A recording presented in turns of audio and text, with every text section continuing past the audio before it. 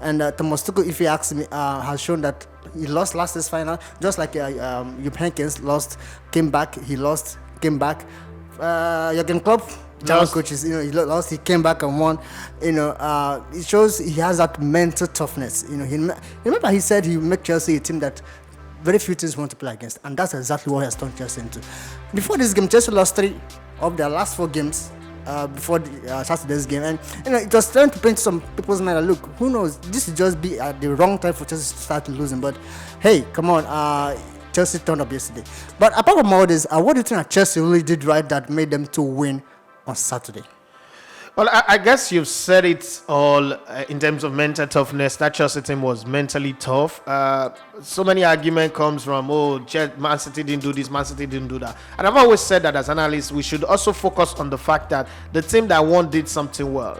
Lyon was robbed of the opportunity to be celebrated for their tactical nuances and the geniuses of their positional discipline and all that last year when they beat Man City. Everybody was talking of Man City overthinking. Let's look at the team that Thomas Tuchel played and how they performed efficiently and effectively. First off, let's go to the midfield. Man City came in with the midfielders that Pep Guardiola thought are ball jugglers. The thing we're playing with ball jugglers is they keep hold of the ball. They are not under pressure. They don't panic when they are under pressure. They don't easily turn over possession because they know what to do with the ball. They can nutmeg you. They can run rings around you, and then they've got short passes and long passes. They can move fast. So he set up Gundogan, Kevin De Bruyne, and Bernardo Silva in that triangle in the midfield. It was a triquester kind of midfield that would allow them move the ball around without anybody being able to pinpoint their location. There was no GPS that was supposed to hold them down. That was the idea. But then Chelsea came up with a midfield that have Ngolo Kante, Jorginho, and the guy at the top, Mason Mount at the top. Now Mason Mount's job was to do a zip liner. Go when we have possession, when we've crossed the center of the line, and try to get Kai Havertz and Timo Werner playing. Timo Werner was doing an excellent job in dragging the center back of John Stone and Ruben Dias, dragging them wide, opening them at all time, pocket picking them when he needed to. Just wasn't lucky with getting the ball into the net when he had those 2 clear-cut chances. But that formation worked very well. Now, what it did for Chelsea was the fact that Ngolo Kante was like a Michael Essien. He was a box-to-box guy. He was the fastest player on short distance. Fastest player in the world currently on short distance. He was pacey. He was very, very...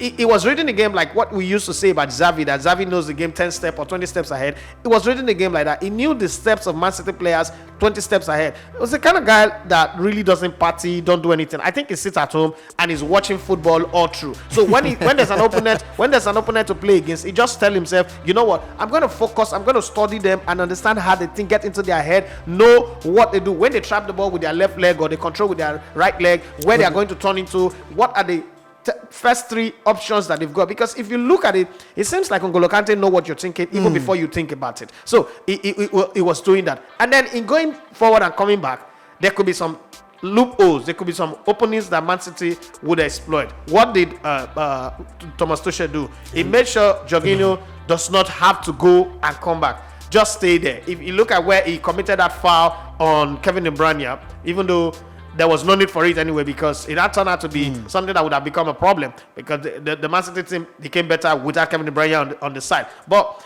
you look at the way it was stationed well to do the roadblock job. Now, not only that, he played 3 centre backs, meaning that even if the first plan A did not work, plan B did not work, there was a plan C to always extract Rudiger from the center back and fill up in that midfield to make sure no matter what Man City does, there is no way he was going to survive. So Azpilicueta would link up with Silva, who's got experience, who coordinates the team very well. And then Ngolo Kante, Jorginho, if they go forward too much, all they needed to do was Rudiger joining in the midfield and making sure it is impossible for the trio of Gundogan, Silva, and Kevin De Bruyne to do anything. And then Phil Foden, who was very, very good playing at the side, was put to play in centre midfield. He became very useless. He wasn't that kind of player. I'd rather have even Zinchenko because his natural wing was playing central midfield. So it would have been a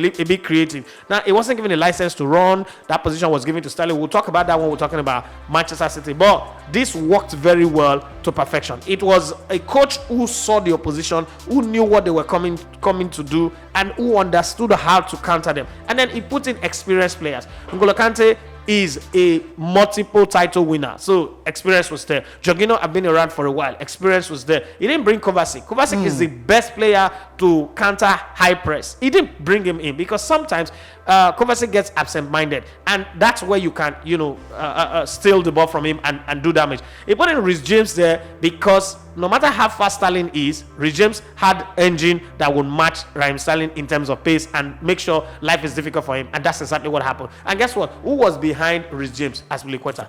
Very experienced, not really that fast, but very experienced, who could control, who could lead, who could direct, who could, put a leash on Reece James and tell him, don't go forward too much, you're not needed up front, you're needed here. If we just score one goal, we can defend with our life and stop it. And you saw that kind of defending. And then Silva, even when Silva left the game, I was worried. I was like, oh, Christensen is coming. How many games have he played?